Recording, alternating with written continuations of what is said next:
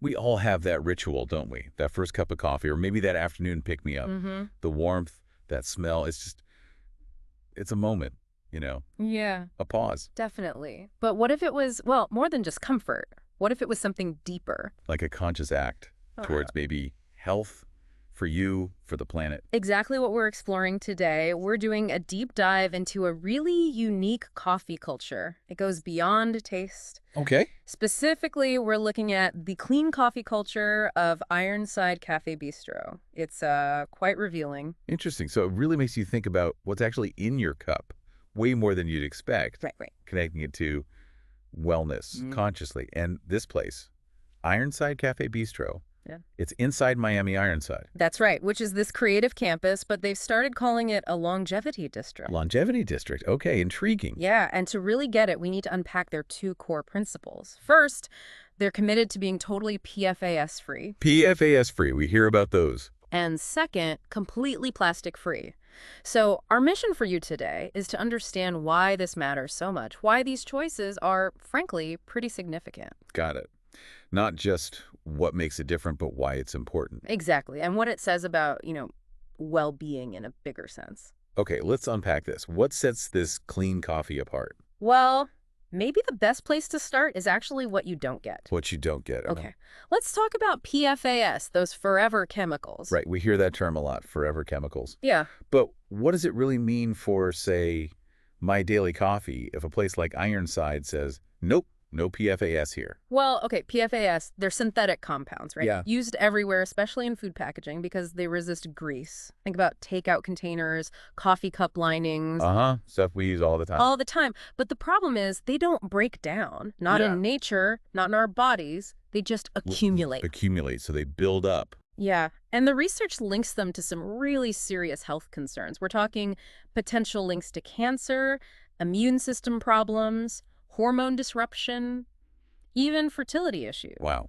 hormone disruption is a big one. It is. They can mimic our natural hormones, which messes with how our bodies are supposed to work. It's not just that they're there, they're actively interfering. And that statistic, 97% of Americans already have PFAS in their blood. It's staggering. It really is. Makes you feel like it's unavoidable. Yeah. Are most cafes just using this stuff without us realizing? Unfortunately, yes. Most standard coffee cups, takeout containers, they're lined with PFAS. It's widespread. So what's Ironside doing differently? How do they actually achieve being PFAS-free? They basically source alternatives for everything. Every cup, every lid, every plate, even the food wrappers. It's all certified PFAS-free. Certified. So they've really done the work. Absolutely. It's a commitment not just to avoid one chemical, but to tackle, a systemic problem. It makes their coffee a genuinely better choice, both for you and, well, for the environment. Okay, so that's the invisible threat, the PFAS.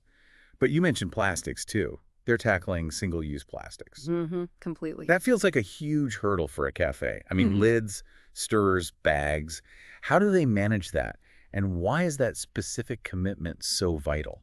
Well, single-use plastics, we see them everywhere, don't we? Lids, straws, cutlery, bags, they're maybe the most visible pollutant we deal with. True. You see them littered, unfortunately. Exactly. And here's the crazy part. We use them for, what, minutes? Maybe half an hour for a coffee cup lid? Right. But they stick around for centuries, literally centuries. They end up in oceans, soil, and now we know they break down into microplastics that get into our food, our water, even our blood.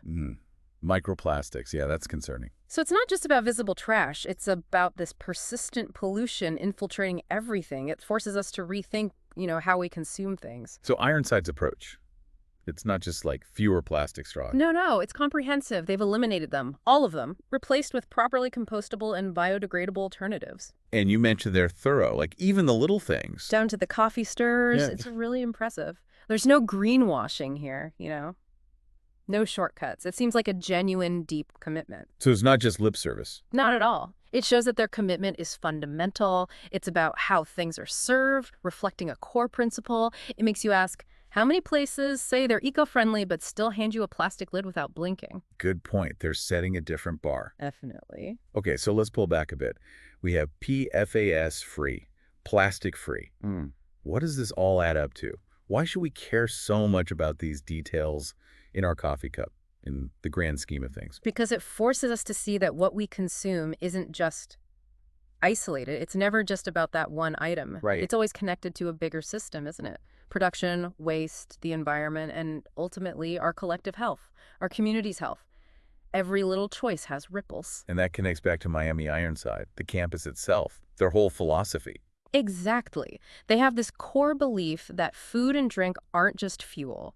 They see them as, get this, design elements of the future. Design elements of the future. Explain that. Well, they believe what we eat and drink and how it's served reflects our values. It directly impacts our health, our longevity, and it actively shapes the culture around us. So a coffee cup isn't just a cup. It's like a statement, a mini declaration of the kind of future you want.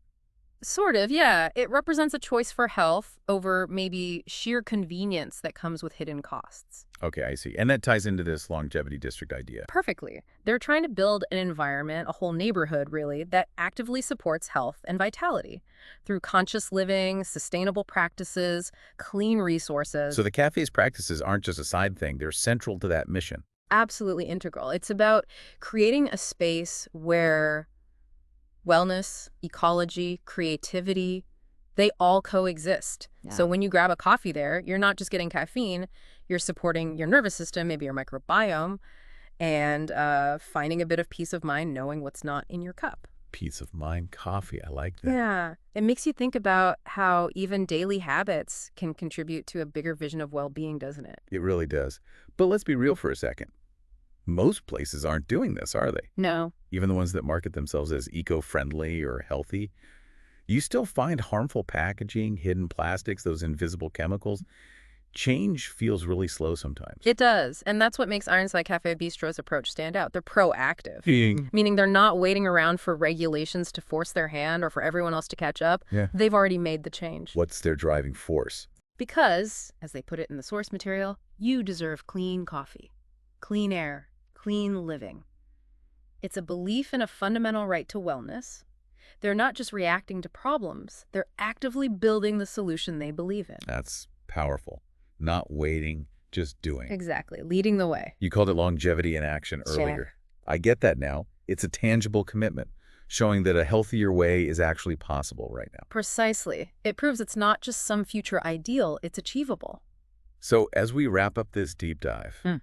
the invitation here seems to be, for all of us, for you listening, to maybe look at your own coffee ritual differently. Mm-hmm. Not just as a habit, but maybe as, well, a chance to participate in something bigger.